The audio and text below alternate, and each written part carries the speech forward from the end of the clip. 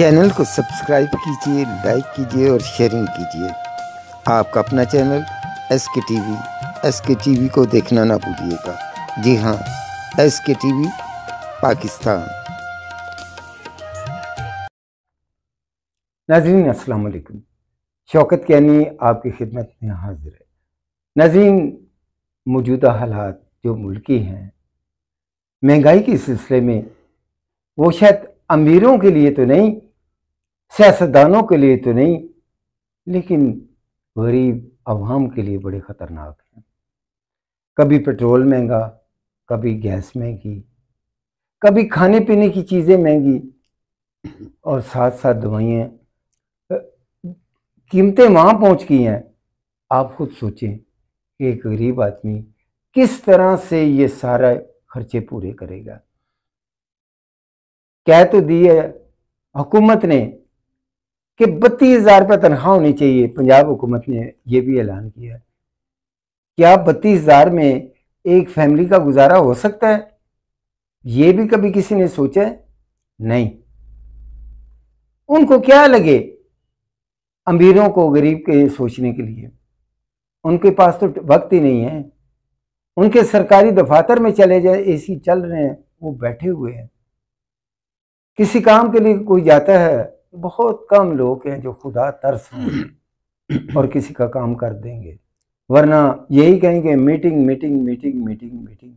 और इसी मीटिंग के चक्कर में लोग भागते फिर रहे हैं।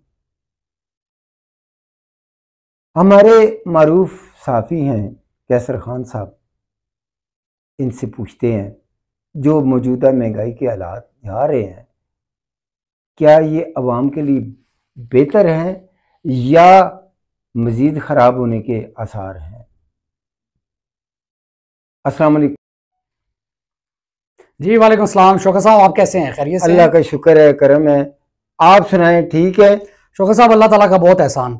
ये लोगों को देखते हैं, हर बंदे के आंखों में आंसू हैं। ये कब आंसू ख़त्म होंगे गरीब की आंख से? कब गरीब को सहारा मिलेगा? बड़ी हुकूमतें वादा करती हैं, आपके सामने ही हैं, हम ये कर देंगे, हम वो कर देंगे। अभी पिछले दिनों मैं पानी के दफ्तर में गया तो उन्होंने कहा था कि अगले महीने से बिल ठीक हो जाएगा। क्यों ये क्या कि अवाम को धोखा दिया जाता है? क्या अवाम सिर्फ वोट देने के लिए और धोखा खाने के लिए रह गई है? आप क्या कहते हैं इस बारे में? शौकत साहब, बहुत मेहरबानी, आपने लब कुशाई का मौका दिया अपने चैनल पे और मुझे मदऊ किया और मुझे ऑनलाइन लिया। मैं शुक्रगुजार हूँ आपका। शौकत साहब, आपने और जो मुद्दा उठाया, जो महंगाई का मुद्दा उठाया, ये आज से नहीं है, ये अरसा दराज से चल रहा है। जी। और पाकिस्तान के नसीब में ही महंगाई और अवाम के नसीब में खुदकुशियाँ करना ही लिखा हुआ है। जी जी। हुक्मरान अकल के नाखून आज तक नहीं ले रहे। अजारादारी बनी हुई है, अजारादारी को तोड़ना पड़ेगा, इनको अपनी अना को मारना पड़ेगा, तभी पाकिस्तान के हालात बेहतर हो सकते हैं। जी शौकत साहब, मैं थोड़ा सा आपको हिस्ट्री में लेके जाना चाहता हूँ। आज से 1400 साल पहले जी जब एक हुक्मरान था और एक खलीफा था जी कि जो 22,000 मुरब्बा मील पे फैले हुए जो एरिया है उसकी हिफाजत कर रहा था। जी जी। और रात को घोड़े लेके अपनी नींद तबाह करके, अपने अपने सुकून तबाह करके, गर्म और ठंडा बिस्तरा छोड़ के वो घोड़े पे सिर्फ ये सर्च करता था कि कहीं कोई सवाली तो नहीं है, कहीं कोई भूखा तो नहीं लेट गया, कहीं कोई सो तो नहीं रहा भूखा, कहीं उनके घर में कोई फाके तो नहीं चल रहे, और कहीं मेरी ज़रूरत तो नहीं है। जी। खलीफा वक्त हज़रत उमर फारूक रजी अल्लाह ताला अन्हा की मैं बात कर रहा हूँ। जी जी। और मैं तो यही कहूँगा शौकत साहब कि वो हम उस मकाम तक तो कभी नहीं पहुँच सकते जो अल्लाह ताला ने उनको अता किया, लेकिन कम से कम उनके बताए हुए जो अकवाल हैं, जो उनके बताए हुए रास्ते हैं, कम से कम उन पे ज़रूर हम गामज़न हो सकते हैं। जी जी। जो हमारा तुरा इम्तियाज़ है। जी जी। लेकिन अफसोस है कि हमारे हुक्मरान उस पैमाने पे नहीं चल रहे, या उनकी दी हुई तालीमात पे या उनके दिए हुए असूलों पर नहीं चल रहे। जी जी। जिसकी वजह से हम पस्ती का शिकार हैं। मैं तो यही कहूँगा आपके तवज्जुह से और आपके चैनल के तवज्जुह से कि हमें कम से कम हमारे उलमाए कराम को या हमारे जो खैर ख्वाह हैं पाकिस्तान के, जी, कम से कम उनको उम्र के ज़माने के जो नक्शे हैं उनको ढूंढना पड़ेगा, ठीक, उनको ढूंढना पड़ेगा ताकि हम उम्र के असूलों पे चलें, उनके बताए हुए रास्तों पे चलें, उनकी बताई हुई तालीमात पे चलें कि कैसे हुक्मरानी की जाती है, जी जी हुक्मरान का तुरा इम्तियाज़ क्या है, हुक्मरान के जो पैमाने हैं वो क्या हैं, जी जी हुक्मरानी करने के अंदाज क्या हैं, जी जी रियाए के जो डिमांड है वो क्या है, जी उनके जी जो हकूक हैं वो क्या हैं। जी जी हमें कम से कम वो नक्शे ढूंढने पड़ेंगे जो हज़रत उमर फारूक के हैं। जी जी आपने जिक्र किया महंगाई का, महंगाई मजीद बढ़ेगी, महंगाई नीचे नहीं आएगी, ठीक, महंगाई कभी भी नीचे नहीं आएगी, ये महंगाई ऊपर जाएगी। बेशक नवाज शरीफ वापस आ जाए, बेशक जरदारी साहब वापस आ जाए, बेशक इमरान खान साहब वापस आ जाएं, जब तक हम अपने असूलों को, हम अपने अपने अपनी जो ज़िंदगी में जो हमारी आसाइश हैं हम उनको कम नहीं करेंगे, जी जी जब तक हम शहाना ज़िंदगी गुजारने के अपने आप को पाबंद नहीं समझेंगे, जी जब तक हम नीचे ज़मीन पे आके ज़मीन के लोगों के लिए काम नहीं करेंगे, तब तक हम कामयाब नहीं हो सकते और तब तक हमारे जो हालात हैं वो जू के तू ही रहेंगे। अच्छा सर, कैसर साहब, आपने कनाडा के वजीर आजम की वीडियो भी देखी होगी। एक वजीर आजम आम साइकिल पे जाता है, आम सवारी पे चला जाता है, अपने घर के सौदा सामान लेने के लिए, अपने घर का काम करने के लिए। अब वो दफ्तर से निकल के दोपहर का खाना आम लोगों के साथ बैठ के खाना पसंद करते हैं। यहाँ तो वो हाल नहीं है। एक तरफ कहते हैं हम बड़े गरीब हैं और दूसरी तरफ हमारा ये हाल है कि जो भी हमारे पास पैसा होता है हम सियासी लीडरों को दे के फारिग करके और चले जाते हैं। कैनी साहब, डेनमार्क का वजीर आजम आया और किसी मुल्क में उनकी जो जो रिसीव करने वाले थे, जी उनकी जो उनके वजीर आजम जो थे वो अपने चंद अफराद के साथ साइकिलों पे, और एक साइकिल हमरा ली और साइकिलों पे वो एयरपोर्ट पहुंचे और डेनमार्क के वजीर आजम को साइकिल दी, और वो भी इनके साथ काफिले के साथ वजीर आजम हाउस तक साइकिल में आया। तो जी ये एक माइंड सेट है जो अवाम को मकबूल, अवाम में अपने लीडर को मकबूल करता है। जो अवाम के काम करने वाले जो वज़ीर आज़म हैं वो इस तरह से अपने जो आसाइश हैं उनको कुर्बान करते हैं। अब हमारे वज़ीर आज़म जो है जी, माशाल्लाह, कोई भी वज़ीर आज़म है, मैं नाम नहीं लेता, इनका आप पहनावा देख लें, इनके जो पहने हुए कपड़े हैं वो आप उनकी कीमत जरा अंदाजा लगा लें, वो किस कीमत के हैं। जी जी उनकी जो आसाइश हैं वो किस कीमत की हैं। इनको पेट्रोल फ्री मिलता है, इनको गाड़ियां फ्री मिलती हैं, इनको मुशीरों के मुशीर इनको फ्री मिलते हैं। अच्छा, इनसे अगर कोई साफी सवाल पूछ ले, ये बड़े गुस्सा ही कर जाते हैं, गर्मी खा जाते हैं। तो कुछ लोग कहते हैं जी, पूछे उनसे सवाल कि आप यहाँ क्यों आए, यूरोप में क्यों आए? जी हम अपने बच्चों का स्कूल कॉलेज में दाखिला, यूनिवर्सिटियों में दाखिला कराने के लिए। क्या सिर्फ इनके बच्चे यूनिवर्सिटियों में वहाँ पढ़ सकते हैं? एक गरीब का बच्चे का कोई हक नहीं है? सर, गरीब का बच्चा जो है वो, ये आप फुटपाथों पे चले जाएं, गरीब के बच्चे तो फुटपाथों पे रात गुजारते हैं, वहाँ पे नंगे भूखे रहते हैं, उनका पुरसाने हाल कोई नहीं होता। कल भी मैं गंजमंडी का एक पुल है, थाना गंजमंडी का थाना गंजमंडी का एक पुल है, बिल्कुल थाने के साथ ही उसकी जो पुल है वो शुरू हो जाता है। वहां पे एक जवां साल लड़की जो है, जवां साल लड़की, वो भूख नंग से मारी हुई, वो मुफलिसी से मारी हुई, वो फुटपाथ पे गरीब बेयारो मददगार पड़ी हुई है, उसको उठाने वाला कोई नहीं है, उसको पूछने वाला कोई है। थाने के एहलकार वहां पे मौजूद है, पिकेट लगी हुई है, जी जी और वहां पे उस लड़की को कोई पूछ नहीं रहा कि यार इसका हाल क्या है, क्या ये इंसान है या जानवर है। जी कम से कम कानून के मुहाफिज जो है हमारे, वो कम से कम इतना तो पूछ सकते थे, उस बच्ची को उठा सकते थे, किसी रफाई इदारे के सुपुर्द कर सकते थे जी कि जी इसकी जान बच जाए, ये भूख से अगर तड़प रही है तो कम से कम इसको 2 वक्त का खाना दे देते। जी। लेकिन ऐसा कुछ भी नहीं हो, बच्ची वहीं पे पड़ी रही। आप ये देखा कि किसी दूसरे मुल्क की बात करें, यूरोप की बात करें, वहाँ पर कितना ख्याल रखा जाए। जब तक बंदे के पास रोजगार नहीं होता, हुकूमत उसका खर्चा सारा बर्दाश्त करती है। लेकिन यहाँ अफसोस की बात है कि यहाँ आप ये देखिए कि आप किसी अपने जायज़ काम के लिए भी किसी दफ्तर के चक्कर लगाते रहेंगे, परवाह नहीं करेंगे। कोई 100 में से 1% कोई अफसर होगा जिसके दिल में खुदा का खौफ होगा, वो आपका काम कर देगा। वरना कोशिश यही होगी कि काम ना करो, सिर्फ अपनी जो है ना तारीफें करवाते हैं। कारी साहब, मैं माजरत चाहूंगा, इस पर भी मैं थोड़ा सा लबकुशाई की कोशिश करता हूं कि यूरोप में जितने भी ममालिक हैं, इवन अमेरिका हो या इंग्लैंड हो या ऑस्ट्रेलिया हो या यूरोप के सारे ममालिक हों, वहाँ का जो कानून है वो अपने बच्चों की, अपने पढ़ने वाले बच्चों की कम से कम उनकी हिफाजत करता है जी। उनके अलाउंसेस उनको जारी करता है, उनको खर्चा दिया जाता है, उनको तालीम का अलाउंस दिए जाते हैं। और हमारी जो फैमिली यहाँ से पाकिस्तान से जो वहां जाती है अपने बच्चों को पढ़ाने के लिए और पढ़ाती हैं, तो उनको भी वो खर्चा उसी तरीके से मिलता है। जी जी। और सिर्फ उस बच्चे को नहीं मिलता, बल्कि बच्चे को जो खर्चा मिलता है उनके माँ बाप भी उसी पैसे पे पलते हैं। तो हमारे जो कहीं ये बात तो नहीं, मैंने आपकी बात काटी कि हमारे सियासी लोगों के बच्चे जो बाहर पढ़ रहे हैं, सर फंडिंग होती है उनको, फंडिंग होती है, बिल्कुल उनको मिलते हैं और इनको भी मिलते होंगे पैसे। लाज़मी बात है, इनको मिलते होंगे हर हाल में। ये कोई यतीम तो नहीं है ना? यतीम नहीं है, लेकिन यतीमों के सरबराह तो है ना जी। हाँ, तो और फिर देखें कि इतना तो हमारा हक बनता है, हम पाकिस्तान में रह रहे हैं, अपने मुल्क में रह रहे हैं, कम से कम ये तो ख्याल करें, कोई बुजुर्ग आपके पास चला जाता है तो उसके कम से कम काम तो कर देना उसको। इदारों के हम सिर्फ झूठी तसल्ली दे देते हैं, जो कि बड़ी दुख वाली बात होती है।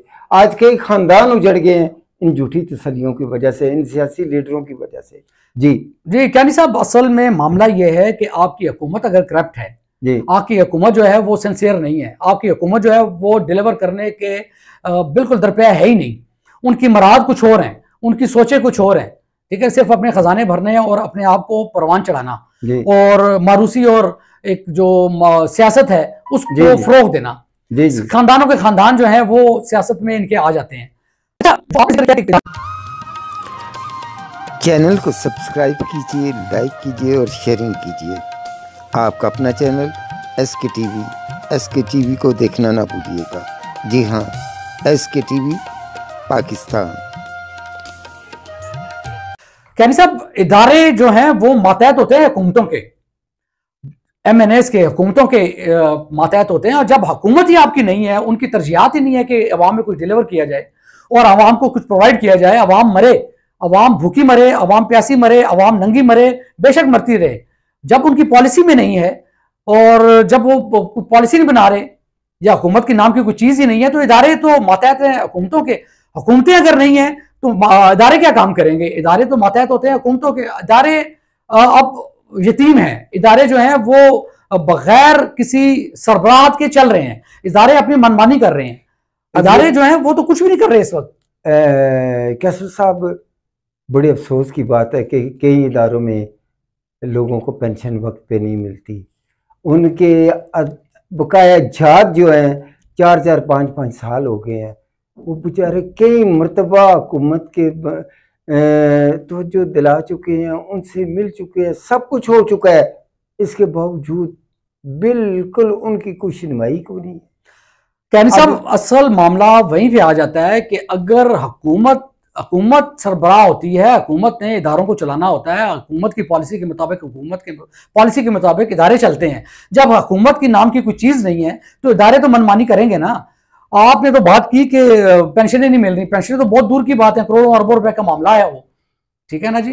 जो पेंशन लेने वाले हैं, जो बेवाएं हैं, जो यतीम बच्चे हैं जिनको पेंशन जाती है, ये जो रिटायर हो चुके हैं हमारे अफसरान, उनको जो पेंशन मिलनी है वो तो बहुत लंबा मामला है जी। आप यहाँ पे अंदाजा लगाएं कि एक फर्द लेने के लिए पटवारी को आप नहीं पकड़ सकते। यहाँ पे शहनशाह बना हुआ है पटवारी, जी जी, पैसे मांगता है, उन्होंने आगे मुंशी रखे हुए हैं, जी जी। तो जब मैं सिर्फ ये इसलिए कह रहा हूं कि हुकूमतें अगर हों तो तसलसल रहता है इदारों का, चेक एंड बैलेंस हुकूमतें करती हैं। जब हुकूमत नाम की कोई चीज नहीं है तो इदारे तो अपनी मनमानी करेंगे।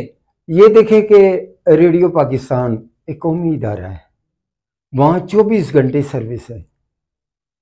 जरा सी गलती हो जाए तो कहते हैं ओहो ये हमारे लीडर, ओहो जी ये क्या हो गया। हुकूमतें कहती है हमारी तारीफ में कमी कर देगी, या ये कर देगी, वो कर देगी।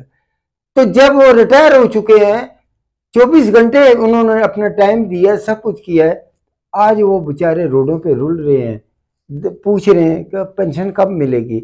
उनके घरों में मैं आपको बात बताऊं कि उनकी बेगमें कहती हैं कि हमें मकान बना के दे, बच्चे कहते हैं हमारी शादी करें। वो कहाँ से करें, वो किसकी सुने? उनके कोई सुनने वाला नहीं है। इसी तरह और इदारे हैं जहाँ पे पेंशन नहीं मिल रही है। एक बंदा 60 साल की उम्र से हो चुका है, उससे ऊपर हो चुका है, उसको खाने के साथ दवाई की ज़रूरत है, मेडिकल आप ख़त्म कर देते हैं, कहते जी बस इतने पैसे हमने मेडिकल में, जो आप मेडिकल में पैसे देते हैं क्या उसमें गुजारा हो सकता है? दवाइयाँ इतनी महंगी हो गई हैं, खरीदना मुहाल हो चुका है, तो कैसे गुजारा होगा? सर हो ही नहीं सकता। आपने जो बात की ये भी एक बहुत बड़ी बात है और इस पे भी बड़ा लंबी एक डिबेट चाहिए। लेकिन कहना ये चाहूँगा कि ये तो पेंशनर्स हैं जिनको कुछ भी नहीं मिल रहा, ना मेडिकल अलाउंस मिल रहे हैं उस तरह के, ना वो तिब्बी सहूलियात उस किस्म की मिल रही हैं, ना इलिट क्लास जो हमारी अच्छे हॉस्पिटल्स हैं वहाँ जाके वो अपना इलाज मियाँ बीवी बच्चे कोई भी है वो करवा सकते हैं, जबकि उन्होंने पूरी ज़िंदगी अपनी एक इदारे को दी होती है, अपनी खिदमात दी होती हैं, अपनी वफादारियाँ उनको दी होती हैं, लेकिन उसके एवज़ उनको कुछ भी नहीं मिलता। ये आपकी बिल्कुल ठीक है। लेकिन आप अगर वैसे भी चले जाएँ सरकारी अस्पतालों में, किसी भी हमारे 3 अलाइड हॉस्पिटल हैं पिंडी के, आप किसी भी हॉस्पिटल में चले जाएँ तो सर दर्द की गोली के अलावा आपको वहाँ पे कुछ नहीं मिलेगा, और वो भी शायद कभी-कभी ना मिले। सर मैं बात सुनाता हूँ आपको मुजफ्फरगढ़ की, ज़िले की। अभी साबका हुकूमत भी रही है, पीटीआई की दौर में हमने जनूबी पंजाब में ये काम किया, वो काम किया। वहाँ हॉस्पिटल में ये हालत है, मुझे किसी मेरे देखने वाले ने मुझे कॉल की, उन्होंने कहा जी यहाँ हॉस्पिटल में ना कोई दवाई मिलती है, कुछ भी नहीं मिलता, और गुर्बत इंतहा तक है कि एक वक्त की रोटी भी बड़ी मुश्किल है यहाँ पे लोगों के लिए। तो ये देखें कि इन सूबों में, इन इलाकों में, छोटे छोटे इलाकों में अगर ये हाल है, बड़े शहरों में देख लें क्या हाल हो गया। इनको कब समझ आएगी? यानी साहब मैं आपको अर्ज करूं कि पूरे पाकिस्तान में आप तजिया लगा के देख लें, अपनी तरफ से वोटिंग करके देख लें, या पब्लिक सर्वे आप करके देख लें। पाकिस्तान में अगर 1000 महकमे हैं तो हज़ारों में अगर कोई एक महकमा काम कर रहा है, सिर्फ एक, तो वो है 1122। जी जी, जिनके वफादार किस्म के जो वर्कर हैं वो फौरी तौर पे ना उनका भाई है ना उनका कोई है जिसको गोलियां मारी जाती हैं, या जो एक्सीडेंट में जिनकी लिथरे जो है ना वो पड़े होते हैं, खून में लथपथ होते हैं, तो उनको अपने हाथों से उठाते हैं और हॉस्पिटल तक पहुंचाते हैं, उनकी तिब्बी इमदाद भी करते हैं, लाशों को संभालते हैं। अगर कोई महकमा काम कर रहा है, जहां आग लगी है वो फौरी तौर पर रिपोर्ट रिस्पॉन्स करते हैं वहां पे, तो वो एक ही इदारा है आपका जो इस वक्त वर्किंग में है, वो है 1122। उसके अलावा कोई इदारा नहीं है जो आपका काम कर रहा हो। क्या उनको तनख्वाहें मिलती हैं टाइम पे? नहीं, तनख्वाहों का तो मैं कुछ नहीं कह सकता, लेकिन यह है कि उनको मराद ऐसे महकमे को मजीद मराद दी जाए, मजीद उनकी तनख्वाहें बढ़ाई जाएं, ताकि क्योंकि वो काम कर रहे हैं, नजर आ रहा है। जी जी, ठीक है ना जी। और बाकी आप गुर्बत की आपने बात की, गुर्बत आप अगर देखनी हो तो आप चले जाएं किसी भी बाजार में, आप कमर्शियल मार्केट चले जाएं, आप ये चांदनी चौक चले जाएं, वहां पे आप लाइनें देखेंगे कि मजदूरों की लाइन लगी हुई है, कम से कम 300-400 अफराद जो हैं मजदूरों के, वो लाइन लगा के खड़े हैं, और मुगैयर हजरात उनको अपने तय जो भी खाना है वो प्रोवाइड कर रहे हैं, जो रोजाना की बुनियाद पे। और दीगर और भी हैं, सदर में भी हैं, दीगर और मकामात भी ऐसे हैं जहाँ पे मुगैयर हजरात जो हैं वो कफालत कर रहे हैं इन गरीब लोगों की, अपने अपने इस्तिताअत और बसात के मुताबिक। लाजमी नहीं है कि वो उनको पूरा कर लेते हैं, लेकिन कम से कम 2 लुकमे ही अगर उनके पेट में चले जाए, कम से कम जिंदगी का कुछ सहारा तो मिल जाता है। मैंने उन लाइनों में देखे हैं जी कि वहां पे सिक्योरिटी गार्ड जो हैं कई कंपनियों के, वो भी उनमें खड़े होते हैं गरीब, क्योंकि गुर्बत इतनी है, उनको उतनी तनख्वाहें नहीं मिल रही, वो भी गरीब गुरबा की लाइनों में खड़े होकर वो खाना तकसीम जहाँ पे होता है वो खड़े होकर वो खाना लेते हैं। ये हमारी नौबत आ गई है कि अपने तय जो मुगैयर हजरात हैं वो कोशिश तो कर रहे हैं गरीबों को खाना खिलाने की, लेकिन गुर्बत इतनी ज़्यादा है कि उनकी भी बसात से बहुत बाहर है। ये काम है जो NGOs हैं और या हुकूमत है, ये उनके काम है जो फंडिंग ले रही हैं, जो अरबों रुपए बाहर से ले रहे हैं, वो अरबों रुपए कहाँ जा रहे हैं, वो अरबों रुपए किन लोगों पे लग रहे हैं, ये समझ से बाला तर है, वो एक सवालिया निशान है। जी, सुनिए आपने बात कैसर खान साहब की, ये जो बात उन्होंने की ये सारी सच है और हकीकत पर मबनी है। इससे आगे हम क्या बात करें? हमें तो खुद बड़ा एहसास हो रहा है, बड़ा ख्याल हो रहा है, बड़े शर्म का मुकाम है एक आदमी इस मुल्क का शहरी हो और उसको ना इंसाफ मिले और ना रोटी मिले, और गुर्बत के चक्के में हमेशा वो गरीब ही पिसता है। आज की आपने बात सुनी, आइंदा किसी और प्रोग्राम में किसी और मौजू पे आपकी खिदमत में हाजिर होंगे। अल्लाह हाफिज़।